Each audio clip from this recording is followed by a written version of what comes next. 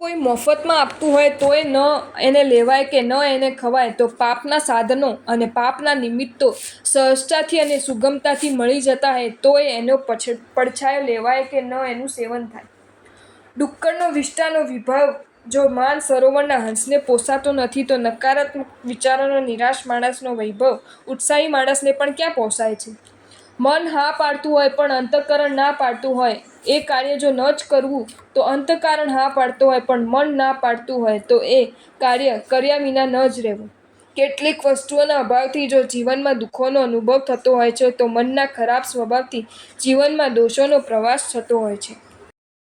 જો તમને આ વિડીયો ગમ્યો હોય તો આ વિડીયોને લાઈક કરો અને મારી ચેનલ જૈન ફેક્ટ્સ એન્ડ સ્ટોરીઝને સબસ્ક્રાઈબ કરો. ધન્યવાદ.